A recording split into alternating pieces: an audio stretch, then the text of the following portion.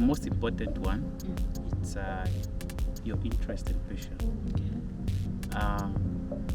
Choose what is aligned to your passion, and you will get the most optimum results from satisfaction from that, because your passion and interest, they shape what you want to do. And when you choose something that you enjoy, it will increase the long-term satisfaction and success in your career path. We don't really take consideration of the financial aspects of going to further our studies.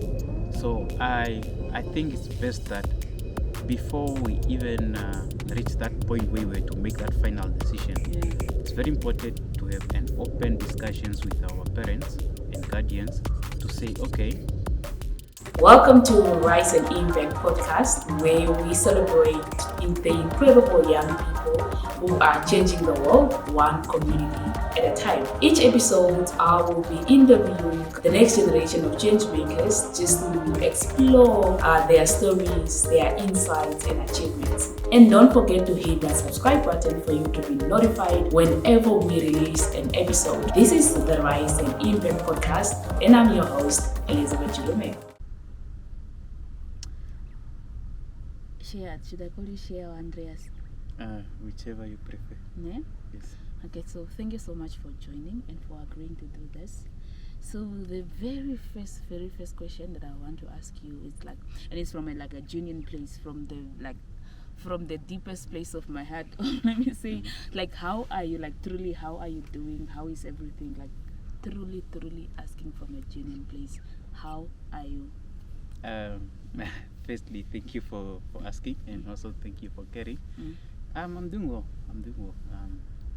Okay. How is like everything? Everything is going well. And actually the stage in my life where I'm appreciating a lot of things that are happening in my life, and it's good things. Okay, great to hear that.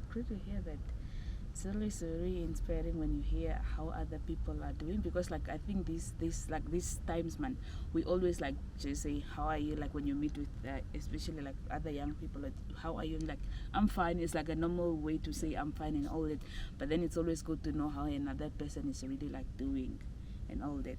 But it's great to hear that you are at that place of your, like at that stage of your life where you are like appreciating everything and all that. So yeah, so can you just maybe like tell us about yourself as well, like who is Sheya? When you speak of Andreas, who are you? Okay, this question it always catch me off guard, but I know. And when people ask you this question, it actually says that you don't know. It's not that you don't know about yourself, but you don't expect a question like this coming, because you know who you are. Yeah. Okay. On that note, okay, as you said, my name is Andreas Sheya. Myself, I'm a proud Namibian. Yeah, I'm a patriot, and I'm also a professional. I'm a communication and PR professional. And okay, I'm also an activist. I have been in student activism, youth activism for some time now. And well, I'm very passionate about what I do, and helping others. That's helping others to effect change in the community. That's great to hear that. You're actually one of the people that I actually look up to when it comes to youth development and community development, people that have like experience when it comes to activism, because you guys, I think, did the work. Yeah, you guys. I think you guys really did the work, and you have been in the trenches. So, and us, we are just like the upcoming, and we are learning from you guys, you know. I appreciate that, but it's really just with the stage. We have done the groundwork. Now it's your time to take over. So we are always here to help. We are always willing to lend a hand. Yeah. So for us that have been there before, it's always a pleasure, and we are always proud when we see those that took over from us are doing the most, and we are always proud and say, yeah, future of Namibia is bright. Great to hear that. When I speak to people like you, people that have been into trenches, or people that have like leadership qualities and leadership, that have been in leadership position, something that I realize is that you guys all started from volunteerism. That's where like you started building your skills, or building the person that you are and all that. And I realized like volunteerism plays like a significant role when it comes to personal growth and community development. So could you share maybe like a memorable experience or project that where volunteering had made like a positive impact on yourself, like in your life, and maybe people around you and all that? Okay, going down memory lane, I'll just share a few events. When I was a Nassau Commerce Regional Secretary for Education, we launched a Nassau Commerce Safe Study and Conducive Environment campaign. And this campaign really, it looks at all the other factors that are important to ensure that learners and students have a conducive environment, so that they study as they prepare for their exams. And one thing that we did, we approached a few stakeholders here and there, and they donated.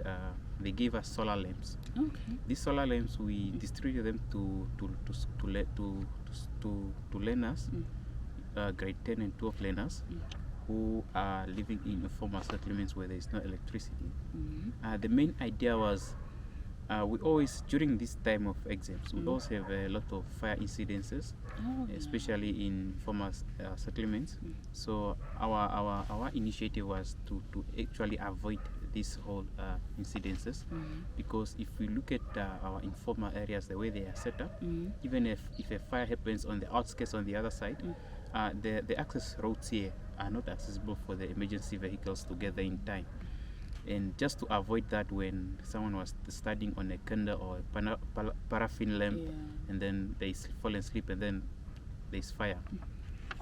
And other efforts were also, we sought other partnerships with the police to just curb noise pollution, also raise awareness on alcohol and drug abuse, and also just having engagement with the schools and parents, by joining their parents meetings at their schools. And also we also had motivational sessions to school, just to motivate the learners as they are faced with the exams at that time. Okay, it's quite very interesting. Okay, let me not get carried away on that one. Okay, on the other event that I would share, in 2017 there was a celebration of Mandela Day, and I joined the Mandela Washington Fellow alumni to refurbish the library at Chumuse Primary School. And when we were there, we discovered that the school does not have flags, the Namibian flag and the African Union flag. So I was with my friend Dion. What we did, we came in town. Yes, we came in town, and we approached a few shops, and just like that, we just presented them our case, and just like that, we got the flags. The interesting part of this story is how fast it happened. It happened in less than 10 minutes. Really? Because we went to the other shop, and then spoke to the manager, showed her a few pictures, and then she gave us an Namibian flag. We went to the next one, same, and then we got an African flag. Wow. That was quick, and whenever I remember that, I just like, wow, that was it was great. And what really makes me proud as a Namibian, especially with these flags, today you go to that school and you see the flags are being hoisted, and then you feel proud, saying, yeah, I'm proud to actually have made this change. Exactly. Just to conclude on this point, volunteering is public service, so doing it gives you that sense of fulfillment, and also just ownership of the community. And we can only effect change in our communities when we lend a helping hand with humility and kindness to other members of our community. and it's always about lifting others from A, where it's from A to B, where B is a better place than A. Exactly. Quite, it makes a lot of sense. And like it's quite interesting story. So you guys really did. You guys really now you are going at that school and you see those flags being lifted up as you said, and you like, yeah, I played a role in that, and it's quite.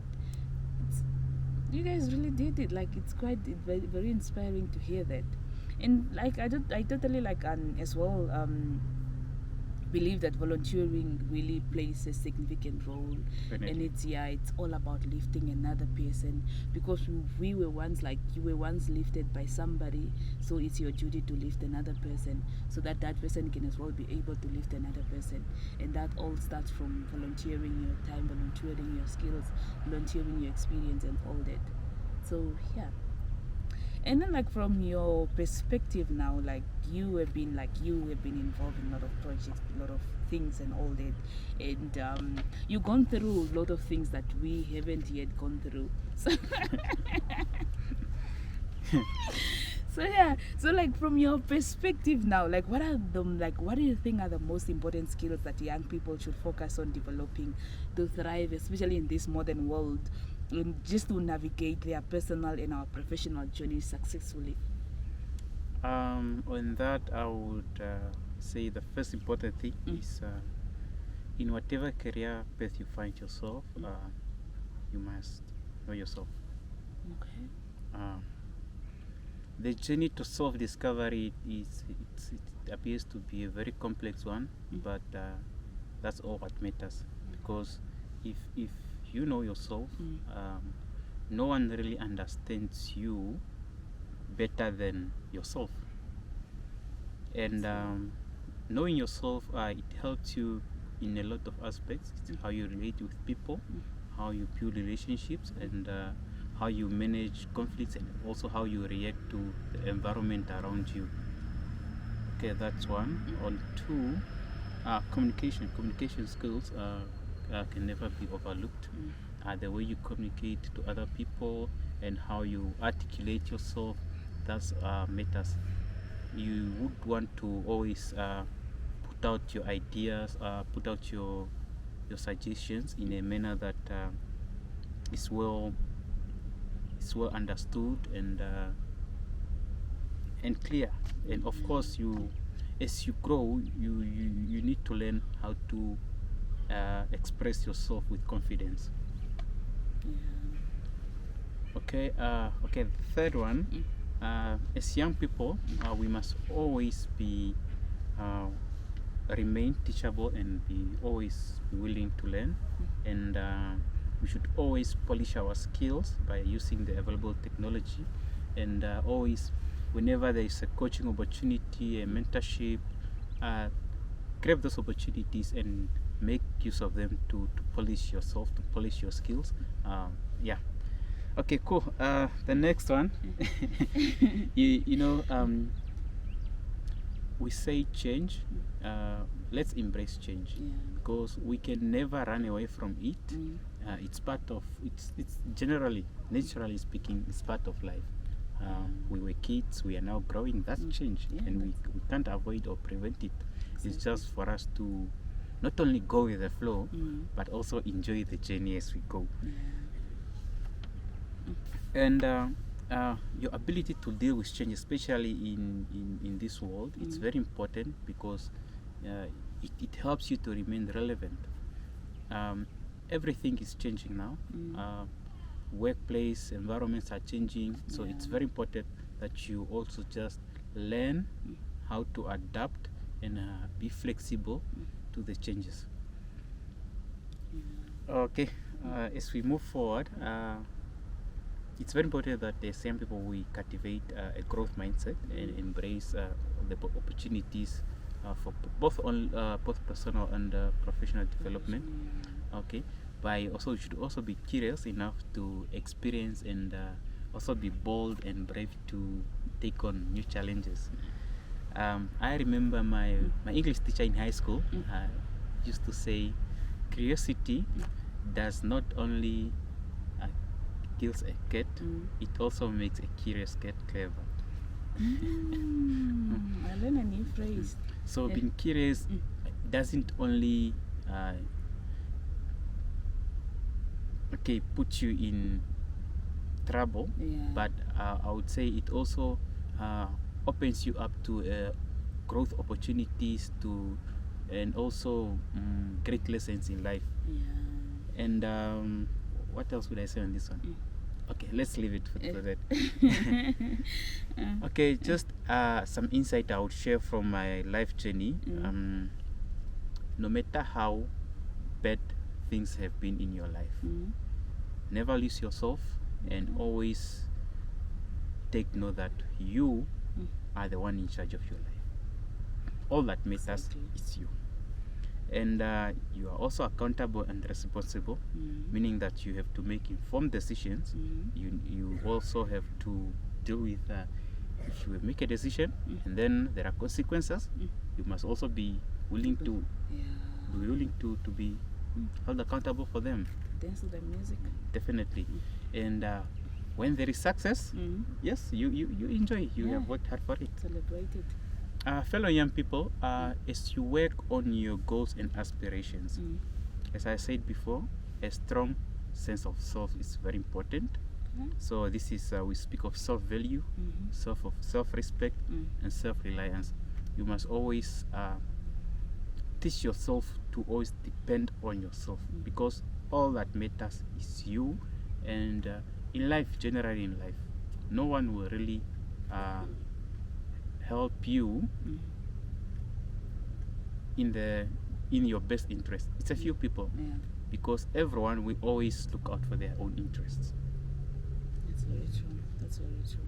So yeah, I think that's totally very true. This actually, like, you just kind of like read my mind, because like, you know, those are really important skills when it comes, like, if you really want to thrive and to be a productive citizen in the community of today, especially in this modern world, and communication being very as well important, equally important as the other skills as well. And I also thrived because of improving my communication skills, because if I could not as well being able to communicate to you guys or to talk to you guys, I could not be sitting here today talking to you and all that, because I was very antisocial.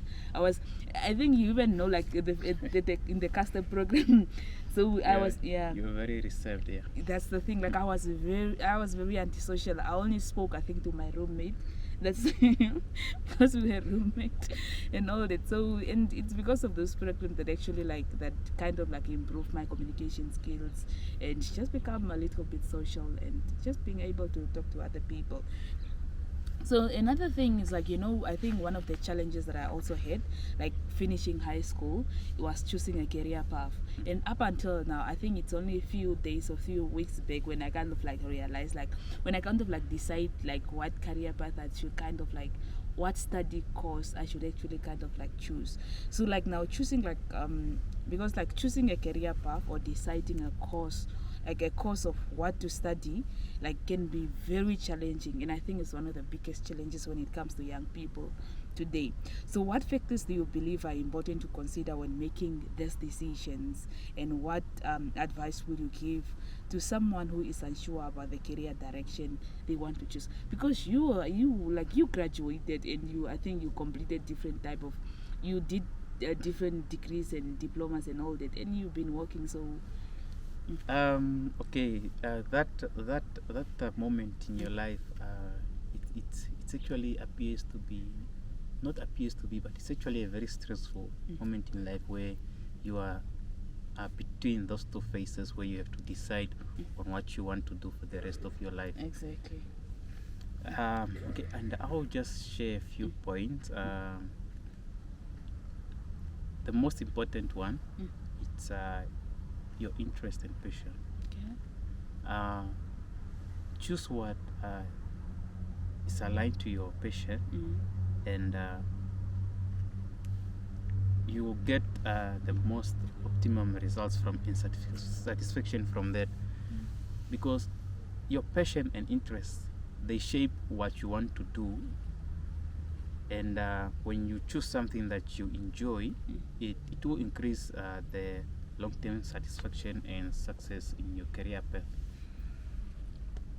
Number two on that, as I said before, know yourself, self-awareness. It's very important. What do you want to do? What are your strengths? What are your weaknesses? Okay. We shouldn't only focus on our strengths, but we should also work on our weaknesses. So as you choose a career path, try to balance on how you want to get the most from your strengths and also how you want to address your weaknesses. Okay. And when it comes to career choices, especially when you just finished high school, there is a lot of advice that's coming in, and everyone thinks you should do this and this. But I just have to say, life is an individual journey, although shaped by your interaction with other people and your experience with them. So it's always good to know that your career path is unique to you. So you need to focus on your own aspirations and goals rather than comparing yourself to others or doing what people are telling you to do. Because every person has their own strength, interest, things they like, passion. So it's okay for you to choose something that differs from what people are telling you and what your friends are choosing. Because at the end of the day, you might end up changing careers, for instance, or you will just realize that no, this is not for me, let me go do something else. Exactly. And okay, there's another thing that we actually don't take into consideration, is the financing. It's true. We don't really take consideration of the financial aspects of going to further our studies. So I think it's best that before we even reach that point where we were to make that final decision, it's very important to have an open discussions with our parents and guardians to say, okay, these are my plans to next year. I would want to go pursue medicine in Windhoek, for instance. Okay, and then maybe the parents let's have an open discussion about the registration fees, the accommodation, or in all these other expenses, just to avoid a situation where you have to go register next week and then there's no financial support to help you and go and register. And it's also important to do research, explore grants, scholarships, and like the holiday, do some part-time work during the holiday just to save up for your registration fees. Because if we look at registration fees in Namibia, let's say we look at our UNAM registration fees, we look at the NAST, IUM. I think IUM is like the most affordable university at the moment. So it's always very important that we prepare for these things, just to avoid unexpected delays and also stressful and disappointments and depression as we go. And as I would say, I would also say that if possible, you can study from home. If you are where you are, there's a university, and then your preferred choice is there. It's not bad to be at home and study while you are home, because that support system that you have at home, it's very important and plays a very big role in your years of studies. It's not only the support system, but it's also how it shapes, because those years are the most important years of your life, because those years they shape you on how you are going to relate to people, on how you are going to be in the workplace, and also just that relationship is very important. I cannot overemphasize that. That's very true. Okay, also I would say research is also very important. Just do research well in time, but I know that almost everyone, by the time you reach high school, you already have made a few notes on what you want to do. Maybe I want to do law, if not law, medicine, if not medicine, then accounting. Just do research and see which career prospects are fit for you, and so that you make an informed decision. Okay, the last one on this point. It's always important to have an open mind and be willing to adapt as time goes, because as I've said before, the journey to self-discovery, it's very complex. So sometimes you gain new experiences, which you gain new insights, and just know that your career, it's a career journey. It's not an activity. It's not a project that you start today and then you finish tomorrow. It's a journey that, just like life is a journey that you have to go through the rest of your life if you have to. So it's never too late to make change. That's very true. This is really very true. And I love the fact that you actually touched finance, because I think that's really something that we really like ignore. Yeah, definitely. Yeah, like we ignore it a lot. And I don't even remember, talking, I think like I never even spoke about finance with my parents when it comes to going to study and the registration. I just knew like, okay, next year I'll be going to university, and I don't even know that there's something called registration that need to be paid. The applications, apparently applications as well, they also need to pay for the applications and all that. And you don't even know like how much is a course. Maybe even per term, how much you need to pay per term. We just know that no NASAF is going to pay, but you don't even know that you don't even know that you can explore other opportunities, other financial opportunities, maybe bursaries, or maybe like getting scholarship from other people and all that. Because obviously, if you finish with NASAF, immediately when you are done studying, you have a student debt.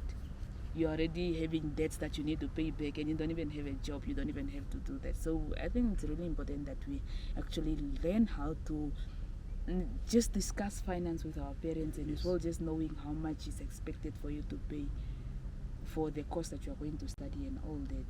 And as well, you also spoke of the support system. Like as well, like we can as well study at home, because like you are coming from the north, you are coming from maybe even the south, and you're just like, no, I'm going to study in Windhoek, while you have universities like in your own region as well. Because we don't consider the finance that actually comes. You need transport to go to Windhoek, or you are going to need accommodation, it's food, it's transport going to school. And it's a lot that goes in, while you could have just studied at your university in your region or something like that. Yeah, so, definitely. And just to add on this point, I think when it comes to career guidance, we really need to do more to accommodate our rural youth learners, because most of our initiatives they are more focused on our urban and peri-urban schools, but when we go down there to the communities, most people, they don't really know about all these things. That's very true. That's very true. I did not even as well knew that. I only knew that there was a career called teacher because I was taught by a teacher. I used to go to the hospital, and I know there are nurses. So, and I did not know about any other things and all that. So now, as a youth activist now, Sheya. Yes. For an advocate for sustainable development goal, which is goal 4, which is like your passion, which is now education. So what motivated you like to focus on this particular goal, and how do you believe education contribute to the development of our beautiful country, for our beautiful Namibia as a developing nation? Okay, foremost, I would say the SDGs, Sustainable Development Goals, they are all interdependent, they are all connected to each other. So meaning none of the goals can be achieved without the other. So they are like human beings in life. Exactly. So you cannot be a human being by all yourself. It's by the principles of Ubuntu. You always need other people so that you call yourself a person. Okay, this actually reminds me on how I used to look at them and just recite and say, okay, we can only commit to no poverty by ensuring that there is no hunger, to maintain good health and well-being through quality education. So that I have already put together 4 SDGs together and how they relate to each other. Okay, my motivation or to focus on this is because this is one area I have been involved most of my life. Is I have been in school for more than 12 years. Exactly. And that has shaped me, and just to understand the realities on the ground. And I always, sometimes I use myself as an example of how I've grown and been shaped, and also just be proud of how I am today because I went through an education. And looking at our country really it's shaped by education. Exactly. Be it the Bantu education that was not liked, but it made a change. It made a good change for that matter, because the same people who were educated, they were able to go and advocate for the independence of the country. They were able to go negotiate so that Namibia becomes independent. And these are the same people who, what did they say? They sat in this same place to craft the Constitution of the Republic of Namibia. Yeah. That's actually very true. So, in education, through the whole education process, this is where a person learns the great lessons in life. As you grow through from being a child to your years as in primary, secondary school, varsity, and as you move forward, education, or let's say learning, it's a lifelong process. It doesn't end with whether you are in school or not. So every day you learn a new thing or two. That's very true. That's actually very true. So I would quote from Nelson Mandela, who once said, education is a powerful tool you can use to change the world. Our society, for where we are today and the good that we are enjoying today, it's a result of how we are shaped and grown by the education system. And and the education, the results from our education, it's very visible in this country. We have seen how the policies are being crafted to ensure that we have sound diplomatic relations with other countries, and there are policies that are being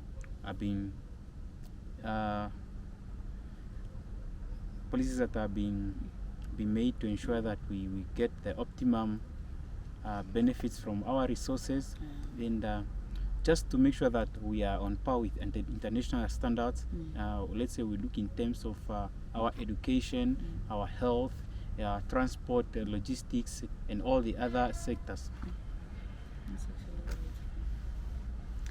That's actually very true, and I totally agree with you that education is actually, it's one of the, we are who we are today. We have the knowledge that we have today because of education and all that. So education is equally important, and it doesn't mean that when you are done with school, or if you are not in school, then you should stop learning. You can read a book, you can watch podcasts as this one, so you can learn as much as you want. Like, you can educate yourself as much as you want with in different forms and all that. And that's actually very true. And just now, could you share your experience and insights that you gained from being involved being involved with the NANSO, and particularly in terms of education, training, and research, as you were previously a technical advisor, and you also a secretary as well for the national is it committee or but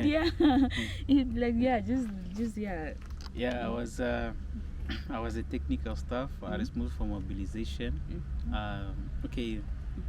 That was the regions, regional working committees, branches, all the structures. Really, I used to oversee their activities and also just guide and advise. But I'll start on a few lessons that I've learned when I was a regional secretary for education, because that time I was really a ground soldier. I was I was on the ground. I used to go to schools and just to understand the situation on the ground. And a few aspects that I have gained from there, it's that I got to understand the realities of on the education of the Namibian child, the complexities and also the disconnects which exist between the rural and urban schools, and also the schools that are in informal settlements on the other side, and these schools that are uptown.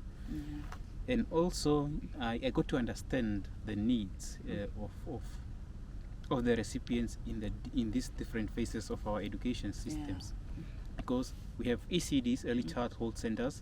Those ones, they have their own unique needs. Primary, they have their own unique needs.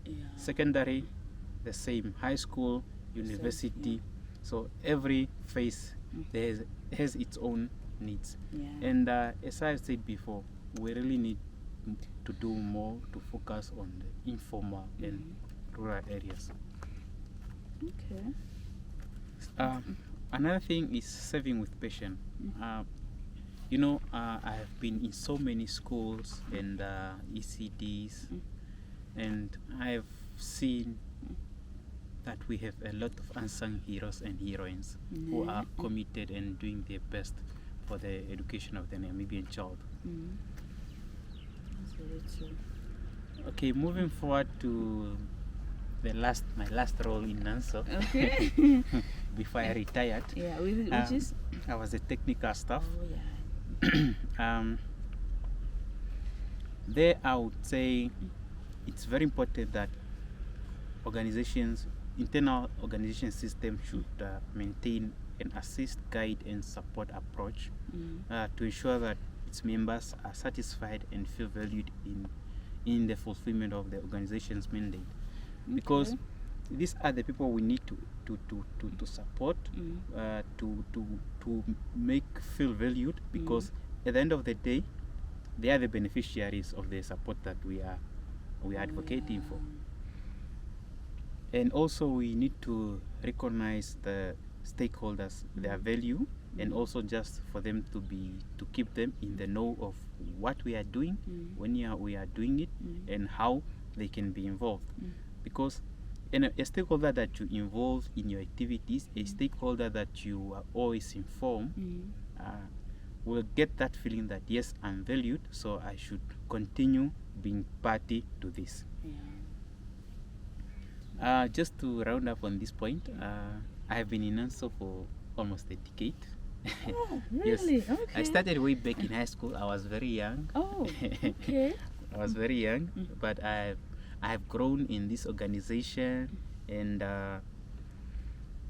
this organization really, if we look at most leaders in our country, be it in government or private sector, they are from NANSO.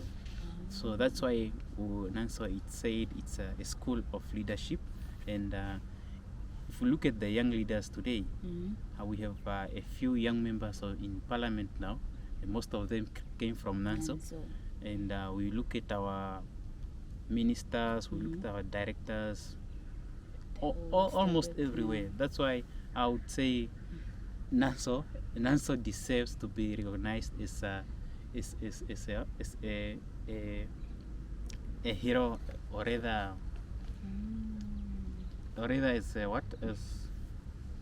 as a veteran of the liberation struggle. So as an organization deserves veteran status, deserves to be recognized as such.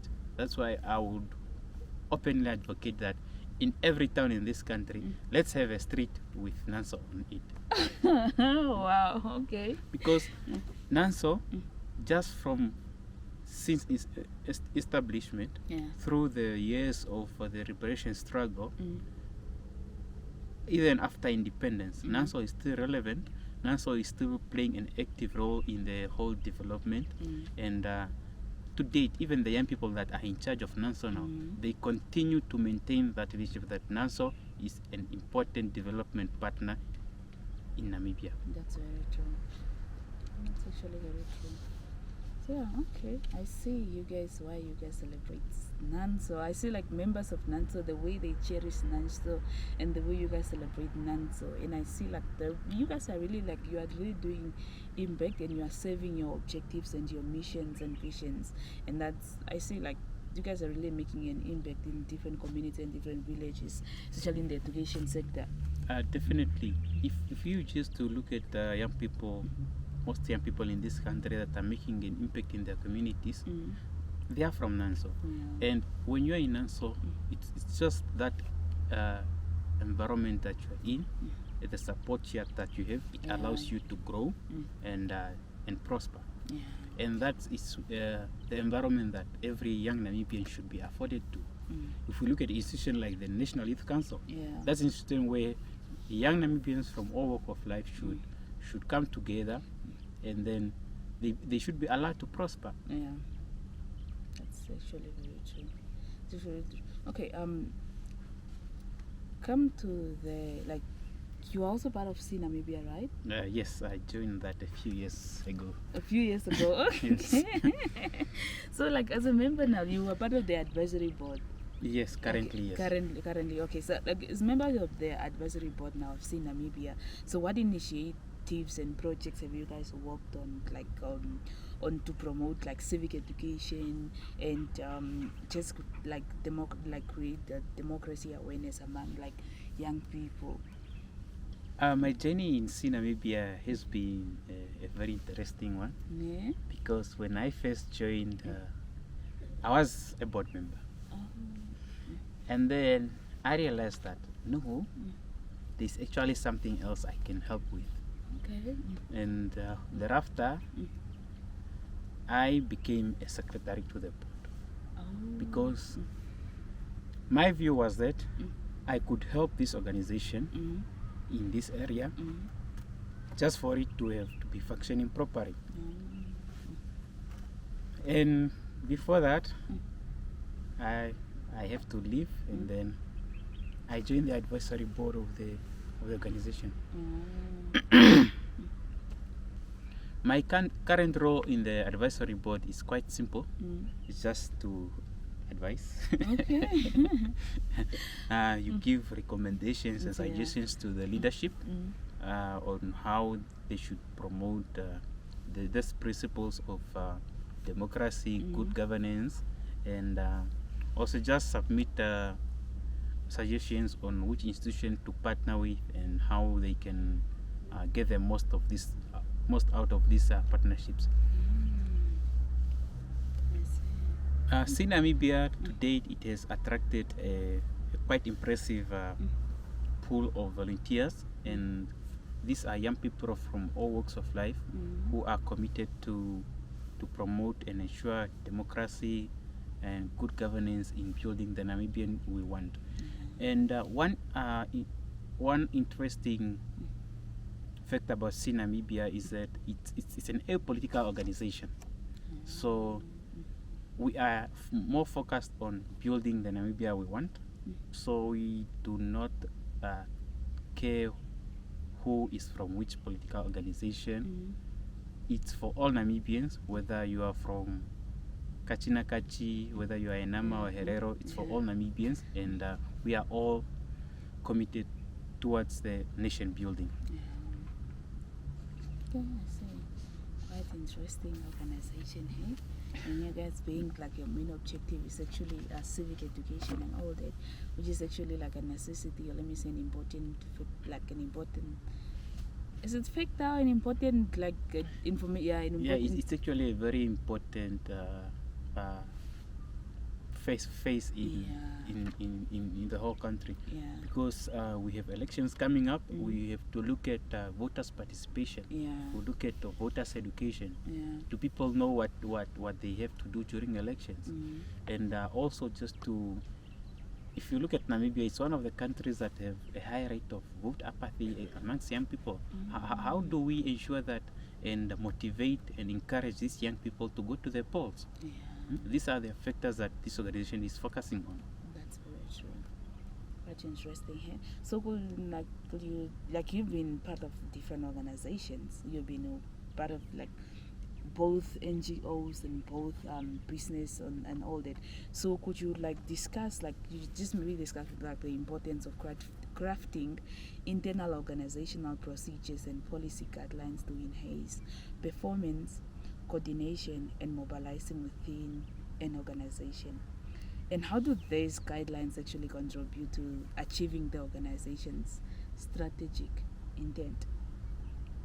Okay, I would start on procedures and policies. I've been in the civil society space for quite some time, and I've just realized that a few organizations they are faced with this challenge. It's either they have few policies which are silent on very important issues that lead to the functioning of the organization, or they have no guidelines at all. So the existence of well-crafted policies and procedures, it ensures accountability and responsibility. They should also ensure that they also serve as guidelines, or when you craft your strategic plan, or you have an activity and then you are crafting a plan of action. And these guidelines also, they ensure the proper management of resources to avoid mismanagement, ensure accountability, and also optimum utilization of the resources. And these are the things that donors, when you request for funding from donor organizations, these are the things they look at. They look at what systems and processes do you have in place to manage your resources. Because one would not want to give you resources today and then tomorrow no one will be held accountable and there is nothing happening on the ground. Of course, code of conduct, it's also very important that each organization has these policies, because it regulates the conduct of the members and also how they affiliate to other organizations. For instance, we have organizations like NANSO and C Namibia. These are apolitical organizations. If we now don't regulate the conduct of our members, and these members might bring the organization into disrepute and also damage the reputation of the organization on how they relate or affiliate to other specifically political organizations. And also we need to have disciplinary codes in organizations, just to make people accountable and rule out incidences of abuse and negligence when it comes to organizational resources.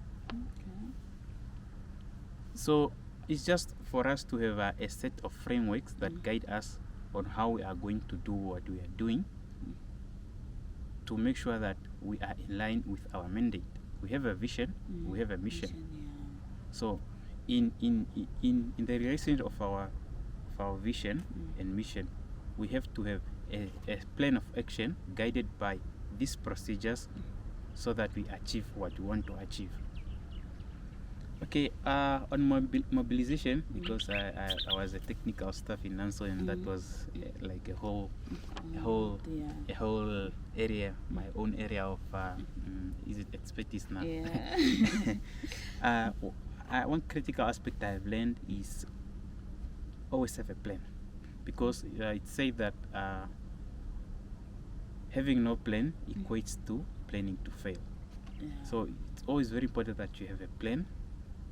Just a few points on what we want to do, how you will do it, when you will do it, and also just a background on why you are doing it. Because that having a well laid out plan, it's very important, because it creates an order of how things should be done and who should be involved.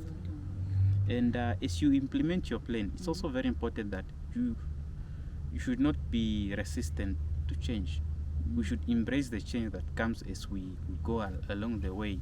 So as you implement your project, you should also be willing to accommodate the changes. You should also be willing to adjust depending on the lessons that you are learning through the journey.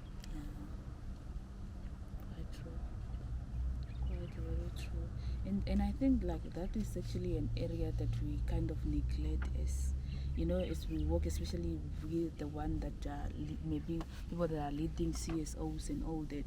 And when it comes now to approaching donors, and donors requires you to have those formalized documents and all that, and then we like, why do we need that? But it's an important aspect of an organization, especially CSOs and everybody, and overall all organizations. But the most focusing, like, because CSOs, we are the one that actually kind of neglect us, kind of not take this into considerations, and just having proper guidelines, and just kind of measuring our performances and coordinating when it comes to mobilizing as well and all that. So yeah, it's so you are an enthusiastic young person, or let me say, like, you are always like, you're always like on the next move, or just looking like, how can I improve myself next and all this. So Sheya, what are some of the skills that you are currently like now learning, like some that you are currently learning, and what are your life aspirations, if you don't mind to share? Okay, on that, what I would share with you, it's all shaped by my journey in life. Okay. And I have learned that in life you should never look down on yourself, and you should be a go-getter. You must always know what you want, and commit to go and get it. So I'm always on the lookout to polish my skills. Currently, I'm actually working on, as we are doing now, I'm working on polishing my public speaking skills. Okay. Because it's actually something that I've been, I would say, neglecting for a while, but I'm now beginning to embrace that, and also just doing a little of graphic design here and there, because I'm in the communication PR field, and it's one of the crucial skills in this area. Yeah. And also, as a young person, technology. We speak of the fourth industrial revolution. I'm always willing to embrace the technological advances that are coming. So my interests now are on big data and agile technologies. Okay, my aspirations. Myself, my aspirations are more focused on having a fulfilling and happy life with my family, and also a healthy lifestyle, and as well as financial stability and independence. Specifically on areas of finances, as young people, we can only do so much. Not only as young people, but everyone in life, you can only do so much without finances. So financial stability is very important, in as much as all the other aspects such as health are important. That's actually very true. And now I remember, I think it's something that David actually like told me once. I think it was last year, when he was like, you should not just be, you are into this field, you are really passionate about the community and you want to make changes in the community, but you can only do as much if you yourself, you are able to help yourself. Like, if you are financially able to help yourself, that's the only way you can actually, don't neglect your financial side, or being financially independent and building your skills and just focusing on creating change in the community. You should make sure that you are as well building yourself and building your finances and just building your career path and all that. So okay, as we conclude, I would just want to highlight one aspect. As you live your life, and it's always very important to maintain a balanced, healthy lifestyle, financial stability and independence also, and just maintain a work-life balance. Because if you neglect one part, at the end of the day, things will turn around. If you neglect your mental health, one day you'll burn out. If you neglect so it's always very important to always balance those aspects. It's very important. And of course, enjoy life. Yeah, that's the most important thing, and that's the only, I think the main objective is to enjoy life, to make sure that you enjoy the life that you have. So everything that you do it for the aim of you just improving yourself for the purpose of enjoying your life. So thank you so much, Sheya, for agreeing to do this and for sharing your experience and your knowledge. And we're just looking forward to having more discussion actually with you, and we wish you all the best and with your new skills that you're learning. I'm also like looking for ways actually like just to improve my graphic design, because I'm also like in that communication field, and I think you also as well played a role in me being in the communication. You kind of gave me that inspiration. But yeah, so thank you so much, and yeah, wish you all the best. Anything else that Thank you very much for this opportunity. It's Okay. really appreciated. And Okay. Okay, yeah, so thank you so much everyone for tuning in, and don't forget to like, subscribe, and yeah, keep on supporting us. And because it's because of your support that we are able to grow these platforms. And see you actually in the next episode.